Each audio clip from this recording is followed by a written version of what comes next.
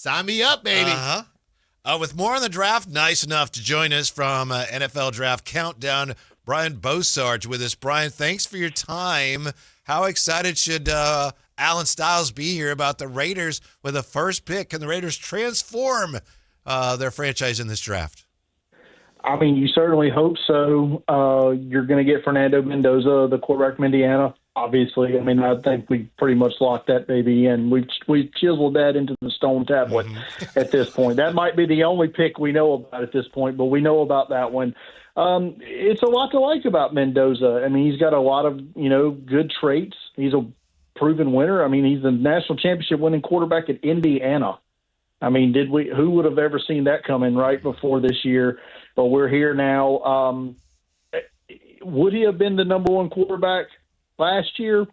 Probably. The year before, definitely not. Next year, probably not. But it's the year that you're given. This is the year you have the number one pick. So you need a franchise quarterback. You're going to get one with Mendoza. You see all these conversations that happen during the draft, and it's hard to tell at this point what's real and what's not. What was your take on the Makai Lemon experience from the interviews and then the pro day? People saying, well, he wasn't fast enough at the pro day. What is your take on Makai Lemon? Did he hurt his draft stock, or is it a bit overblown?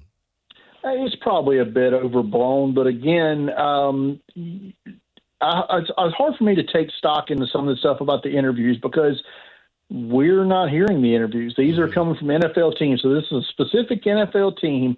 Anonymous scout has leaked it out to somebody in the media saying Makai Lemon, not great in interviews. Are they just saying that because they want Makai Lemon to fall to them in the mid-teens or whatever? Right. Maybe. I don't know. I never interviewed Makai Lemon, never talked to him. I would have liked to have seen a full workout from Makai Lemon. We didn't get that, obviously. We did get the 40, but that's about it.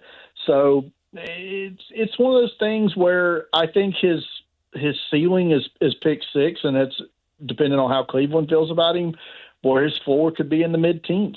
So, I mean, it's a wide range of where he could go. Checking in with Brian Bosarge, NFL Draft Countdown. Brian, what would you say the 49ers need the most in this draft, and how likely is it to be there for them? You got to think that it's going to be an offensive tackle, right? At this point, I would be hard-pressed to think that one of those tackles in the back end of the first round would be who they target. Maybe they package a pick or two and try to move up to get one that they really want if it's somebody they like. If I was right now, I would think that maybe they're looking at someone like Caleb Lomu, the offensive tackle from Utah, I think could be available on the board. He's actually my top-rated tackle in the class, but I am higher on him than the consensus, if you will. But someone like Monroe Freeling, who only started the 1 year at Georgia, could fall to them there. But more likely it's someone maybe like Blake Miller from Clemson, or Max Ahanachor, who I think has a lot of upside out of Arizona State. Brian, we were talking about the offensive line conversation, and look, Geno did not look good for the Raiders, but he was running for his life a lot. Obviously, you're going to have Kirk Cousins in there, but even Ashton Genty, he was struggling to get past the line and get any type of contact. After the Raiders take Fernando Mendoza, do they go in the offensive line direction immediately after that? It's very possible. I think they're either going to go there or they're going to attack the wide receiver position, one or the other. But I think that's definitely a spot they look at. If they do, I think you could look at the maybe at the left guard position or right tackle if you're looking there. So, like I said, if one of those guys I just mentioned for the 49ers were to fall into the top of the second round, then that would be could be a guy that they target there for the offensive line. But more likely, it's a potential wide receiver, someone like maybe Denzel Boston from Washington if he was to fall out of the first round. Casey Conception from Texas A&M. Someone like that, or you would fingers crossed if you're the Raiders that for some reason Omar Cooper Jr. from Indiana were to fall into that top of the second round, then you pair him back with his college quarterback, and you get that 1-2 friendly pairing there. Mm-hmm. Brian Bosarge with us. Brian, when you look back at all the players you've evaluated through the years, who comes to mind if I ask you to pick a player that you were right about, that you had right when others didn't see what you saw, or somebody that you were just didn't work out the way you anticipated for him?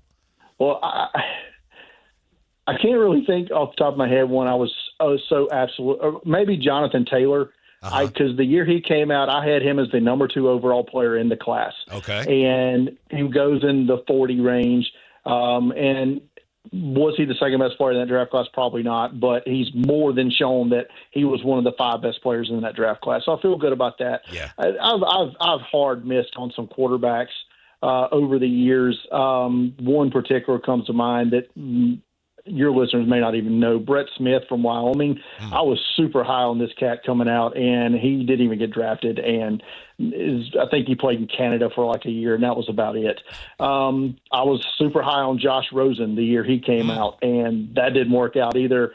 I was super low on that same year on Josh Allen, and he kind of did work out. So that was not my best year for the quarterback evaluation process. We'll say that. Yeah, and it happens. I know it happens. Yes, yeah, it certainly does, Brian. I got a laundry list in all the sports, Brian. Brian, speaking of drafts that haven't worked out, should Niners fans be deathly afraid of another 3rd or 4th round running back bust, or could the Niners finally get it right this time if they do look to get a young running back to spell Christian McCaffrey a little bit? Well, I mean, I thought when he was healthy, Isaac Garendo was solid, right? Yeah. But I mean, but it seems like everybody near the substation there, right? That's the fun thing to talk about now. Yes, sir. Just popping up injured. Just keep throwing the line in the water and see what happens. This year, I honestly don't feel good about the running backs. Outside of maybe the top 3 in the class, Jeremiah Love going to be long gone by the time they pick at 27, obviously. But you have Jadarian Price, his teammate, high upside teammate from Notre Dame. I think he's going to go probably early in the 2nd round. And Mike Washington from Arkansas is a big, fast guy, great Senior Bowl, great combine. I think those are the only 3 running backs we see get drafted in the first 2 days of the draft. I don't think we're going to see a big run in that 2nd, 3rd round. So then you start looking at, well, who's going to be available in the 4th round and so on. And I think that's where, if the 49ers are going to hit that spot, it's going to be for somebody, one of the Penn State running backs, Allen or Singleton, maybe someone like Adam Randall from Clemson, former wide receiver. Maybe he comes off the board 4th, 5th round, somewhere like that. For what team, Brian Bosarge with us from NFL Draft Countdown, for what team would you expect this draft will have the most immediate impact? That's a good question. It's hard to say. You'd have to think maybe Kansas City, because they shouldn't be drafting in the top 10, right? So you expect whoever that they can get with the 9th and 29th picks, I believe. Yeah, they have the 29th pick from the Rams. So they have 2 first-round picks now, and those guys, if they get good instant contributors, they're right back in this thing, right? So I think Kansas City is one of those teams. You can expect maybe a quick turnaround with the draft. NFL Draft Countdown. Check it out for all your draft coverage. Great site. Brian Bosarge joining us. Brian, thank you so much. We know you're very busy. We'll let you get back to the scouting, and we hope to talk to you again soon here before the draft. Thank you for your time. No problem, guys. Anytime.